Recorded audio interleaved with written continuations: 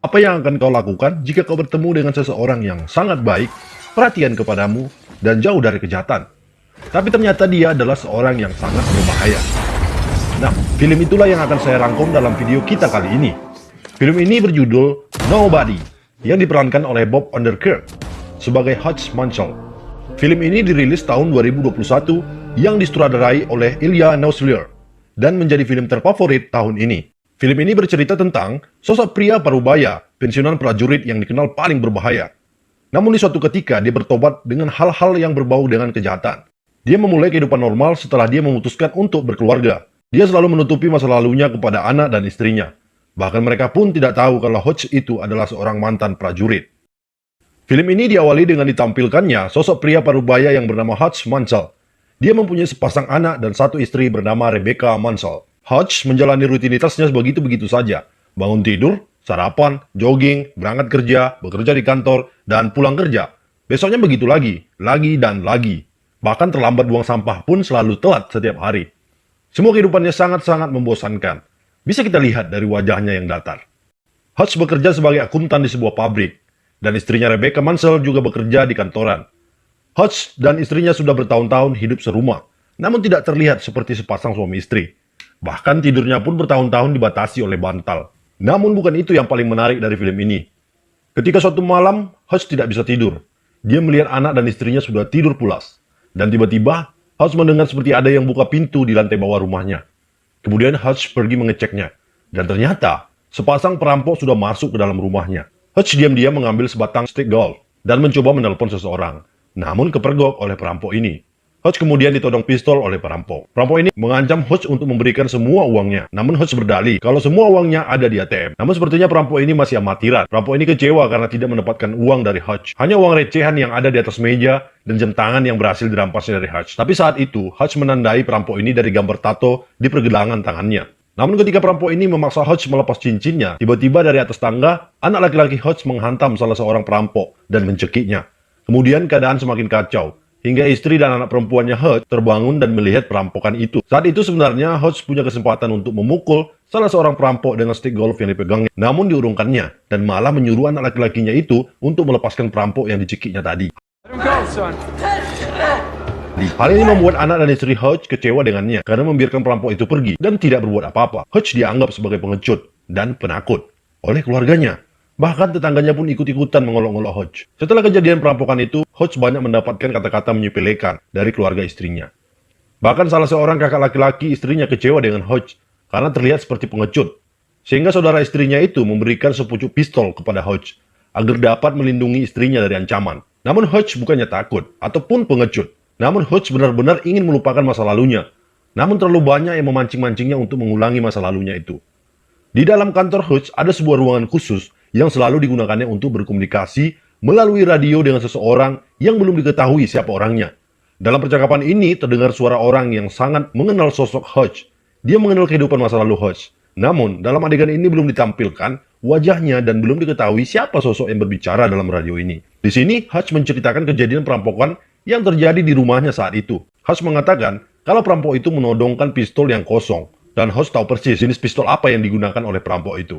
Dan lebih menariknya, Hutch tahu kalau pistol itu belum pernah ditembakkan sama sekali. Dan kemudian teman bicara Hutch dari radio itu meminta Hutch tidak terpancing dengan hal-hal seperti itu. Dia meminta Hutch untuk tetap tenang dan jangan terbawa emosi. Dan jangan sampai melakukan hal-hal yang bodoh. Pada adegan ini kita akan ditunjukkan di sebuah panti jompo. Hutch sedang mengunjungi ayahnya yang dirawat di sini. Ayah Hutch juga pensiunan prajurit. Namun kini ayahnya menghabiskan masa tua di dalam panti jompo. Di suatu malam, sepulang Hutch bekerja, Hutch benar-benar merasa marah karena anak perempuannya kehilangan sebuah gelang milik kucing kesayangan putrinya itu. Karena putrinya mengatakan kalau gelang itu diletakkan di dalam mangkok tempat uang receh yang dirampas oleh perampok waktu itu. Saat itu juga Hutch pergi kembali ke panti jompo tempat ayahnya dirawat dan memakai setelan sebagai seorang polisi lengkap dengan sebuah lencana dan sepucuk pistol yang disimpan di dalam lemari ayahnya. Mungkin karena begitu menyayangi putrinya, Hutch akhirnya mencari keberadaan perampok yang waktu itu masuk ke rumahnya. Sebuah petunjuk yang diingat Hutch untuk mencari perampok ini adalah gambar tato yang di lengan perampok itu. Satu persatu tempat pembuat tato didatangi Hutch di kota itu untuk mendapatkan informasi keberadaan perampok ini. Tidak ada yang mengetahuinya, hingga di sebuah tempat pembuatan tato, Hodge memasuki dan di dalamnya terdapat beberapa pria berbadan besar dan mengerikan. Hodge mengeluarkan lencananya dan berpura-pura menyelidiki sebuah kasus. Namun Hodge malah ditertawai seorang pria tua dan mengatakan, lencana milik Hodge itu adalah lencana yang kuno. Sudah tidak berlaku lagi di saat sekarang. Keadaan Hodge saat ini terancam dipukuli. Pria-pria dalam ruangan itu sudah ambil ancang-ancang ingin menghabisi Hodge. Namun tiba-tiba Hodge mengeluarkan sesuatu dari dalam kantongnya dan mengangkat tangannya hingga kelihatan sebuah gambar tato yang sepertinya bapak tua ini mengenalinya. Wajah pria tua itu berubah menjadi ketakutan dan buru-buru meninggalkan ruangan itu. Sepertinya orang-orang dalam ruangan ini juga tahu bagaimana kehidupan Hodge yang sebenarnya. Akhirnya dari tempat itu, Hodge mendapatkan informasi keberadaan perampok itu. Terlihat di sebuah rumah, sepasang suami istri sedang makan malam di rumahnya. Kelihatan mereka begitu bahagia. Namun ternyata mereka ini adalah sepasang perampok yang sedang dicari oleh Hodge. Tiba-tiba dari belakang Hodge masuk dan langsung menghantamkan pistolnya ke wajah pria ini. Hodge meminta kembali jam tangan yang diambil wanita itu. Lalu dengan marah, Hodge memaksa mereka untuk mengembalikan gelang putrinya. Namun keduanya memohon-mohon karena tidak mengetahui di mana gelang itu. Karena mereka mengaku tidak ada pernah mengambil gelang. Hodge semakin marah dan ingin sekali menarik pelatuk pistolnya ke wajah pria ini. Namun tiba-tiba terdengar suara bayi menangis dari arah kamar. Lalu Hodge pergi memeriksanya. Hodge melihat ada anak bayi di dalam kamar itu. Hodge sangat marah pada saat itu. Hodge begitu kecewa karena orang yang sedang dihadapinya itu ternyata sepasang suami istri yang mempunyai anak bayi. Butuh dengan orang tua. Kemudian Hodge pergi meninggalkan mereka dari rumah itu dan melampiaskan kemarahannya dengan menghantam dinding.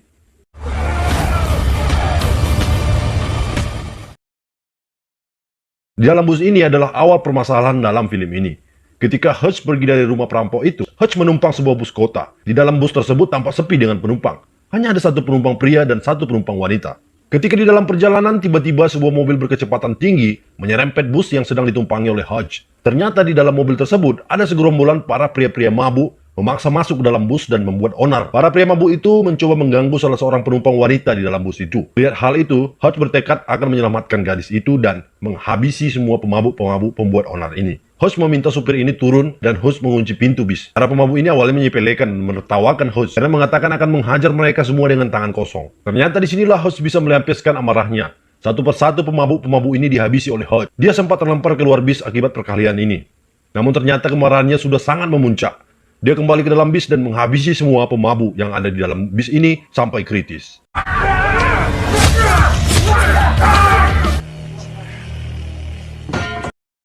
Ketika dia kembali ke rumahnya, ia mencoba menyembunyikan kejadian ini kepada istrinya. Namun ternyata ketahuan juga.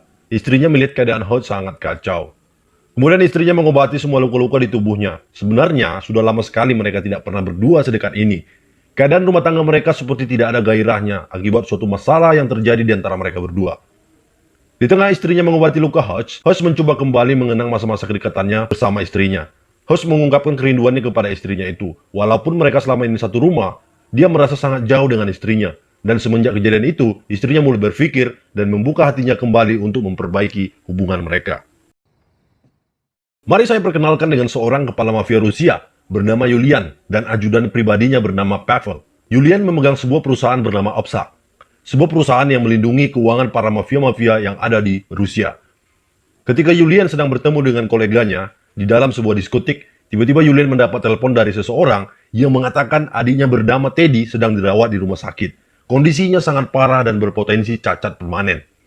Yulian begitu marah kepada orang-orang kepercayaannya itu, yang selama ini dipercaya untuk melindungi adiknya. Tapi ternyata malah ikut kritis, hanya karena dibantai oleh satu orang pria saja. Yulian kemudian meminta anak buahnya menunjukkan di mana dia harus mencari pria tersebut yang membantai adiknya itu. Dan ternyata saat perkelahian di dalam bus tersebut, sebuah kartu akses masuk kerja atau sejenis badge terjatuh di dalam bus dan kartu inilah yang memberi petunjuk keberadaan Hodge. Seorang sekretaris pribadi Yulian melacak informasi tentang Hodge melalui kartu akses yang dimiliki oleh Hodge. Dan ternyata sekretaris ini mendapat sebuah informasi yang membuat dia menjadi ketakutan dan hari itu juga sekretaris ini langsung resign dari tempat kerjanya. Dia tidak mau berurusan dengan orang yang bernama Hodge. Di suatu malam, Hodge bersama anak-anak dan istrinya sedang makan malam di rumahnya. Tiba-tiba Hodge melihat ke arah luar jendela, ada dua mobil yang berhenti di pinggir jalan dekat dengan rumahnya. Hodge langsung feeling kalau ini adalah masalah besar. Hodge langsung saja meminta keluarga kecilnya ini bersembunyi di dalam basement. Setelah anak dan istrinya disembunyikan di dalam basement, Hodge kemudian mematikan semua listrik yang ada di dalam rumah itu. Lalu kemudian segerombolan orang berpakaian serba hitam lengkap dengan laras panjang masuk ke dalam rumah Hodge. Hanya dengan sebuah stick baseball dan pisau dapur, Hodge membantai satu persatu para penyelinap ini. Perkelahian terjadi cukup lama di dalam ruangan gelap ini. Namun akhirnya, Hodge tumbang pingsan akibat disetrum oleh seseorang dari penjahat ini. Lalu kemudian Hodge diseret ke dalam mobil dan dimasukkan dalam bagasi. Hodge dibawa pergi dari tempat itu. Namun ketika di dalam perjalanan, para penjahat ini tidak menyadari siapa yang sedang ditangkapnya. Mungkin para penjahat ini tidak membaca riwayat hidup Hodge. Ketika Hodge sadar dari pingsannya, dia melihat dirinya dalam keadaan diborgol di dalam bagasi mobil. Hodge berusaha menyelamatkan dirinya. Hodge mematahkan salah satu jari jempolnya agar borgol di tangannya itu bisa lepas. Hodge mengambil sebuah tabung pemadam api yang disimpan di dalam bagasi mobil, lalu kemudian menendang kursi belakang dan membuat salah seorang penjahat terpental, dan Hodge menyemprotkan gas ke dalam mobil, sehingga mobil kemudian oleng dan mobil akhirnya menabrak tiang dan terbalik. Hanya Hodge yang selamat dari kecelakaan ini, karena bagian bagasi mobil masih aman. Lalu dia pergi dari tempat itu dan menelpon ayahnya yang sedang di panti jompo untuk selalu waspada, karena para penjahat ini sedang berurusan dengannya. Sesampainya di rumah, Hodge kemudian menemui keluarganya yang bersembunyi di dalam basement. Anak-anak dan istrinya tidak mengerti apa yang sedang terjadi. Sampai saat ini, Hodge masih menyembunyikan siapa dirinya sebenarnya. Namun dia berjanji kepada istrinya, setelah masalah ini selesai, dia pasti akan menceritakan semuanya. Hodge meminta istrinya pergi dari tempat itu dan membawa anak-anak mereka ke tempat yang aman. Lalu kemudian Hodge membawa mayat-mayat penjahat ini ke dalam ruangan pribadinya. Hodge sempat menceritakan siapa dirinya sebelumnya kepada mayat-mayat itu. Seolah-olah mayat itu mendengar perkataan Hodge. Hodge mengatakan kalau dirinya dulu adalah seorang pembunuh bayaran yang begitu kejam. Sudah banyak korban yang tewas di tangannya. Ada sebuah kisah yang membuat Hodge menjadi berubah meninggalkan pekerjaannya. Di saat itu ada seorang pria bernama Alan yang harus dieksekusi oleh Hodge. Karena pria itu telah menggelapkan uang militer sebanyak jutaan dolar. Namun pria itu menangis meminta ampun kepada Hodge. Dan entah perasaan apa yang saat itu membuat Hodge mau mengampuni dan membiarkan pria itu pergi. Setelah setahun berlalu, Hodge kembali memantau pria itu yang bernama Alan tadi, melihat apakah pria ini benar-benar menyesali perbuatannya. Dan ternyata memang benar. Pria itu sudah tidak melakukan penipuan lagi dan kini hidup seperti Buddha yang baik hati, mempunyai istri dan anak yang harmonis. Dan kejadian itu sontak membuat Hodge iri dan ingin hidup seperti pria itu. Lalu Hodge menghubungi bosnya dan meminta berhenti dari pekerjaan kotor ini. Hodge ingin membentuk sebuah keluarga kecil yang bahagia seperti keluarga Alan. Kemudian bosnya kecewa dengannya dan tidak percaya Hodge mampu melakukannya. Namun sepanjang Hodge bercerita tentang hidupnya, ternyata dia baru sadar kalau dia sebenarnya bercerita dengan mayat yang tidak mendengar atau mengerti semua cerita tentang Hodge. Lalu kemudian Hodge mengambil harta simpanannya yang berupa emas batangan dan beberapa perlengkapan lainnya seperti pistol yang disimpannya di dalam ruangan pribadi itu. Kemudian Hodge membakar rumah itu lalu pergi dari situ. Kemudian, di sebuah panti jompo, ada dua pria suruhan Julian untuk membunuh ayah Hodge. Namun siapa sangka, kakek tua ini sudah menyiapkan shotgun yang disembunyikan di selimutnya dan... Lalu semua berita pembunuhan ini sampai ke telinga Julian dan meminta anak buahnya untuk mengerahkan semua anggotanya untuk balas dendam kepada Hodge. Pabrik yang semula tempat Hodge bekerja dibelinya dari pemilik pabrik ini dan meminta mereka semua untuk pergi dari situ. Kemudian Hodge merombak tempat itu menjadi sebuah tempat persembunyian dan tempat peralatan senjatanya.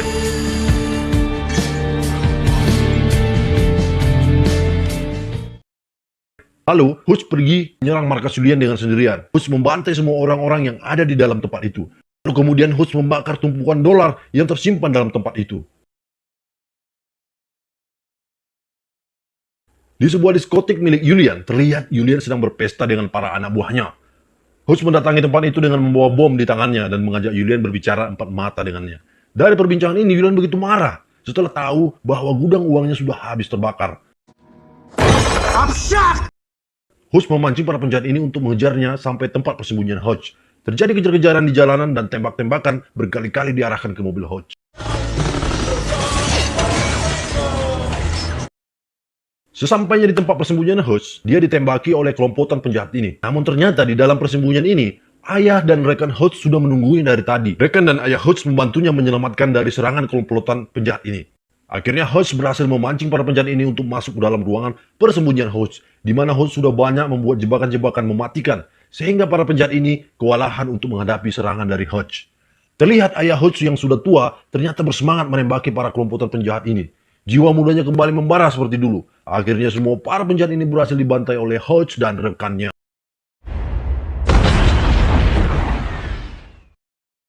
Kini Hodge menyelesaikan semua urusannya dan kembali menjalani kehidupan normal dengan keluarga tercintanya.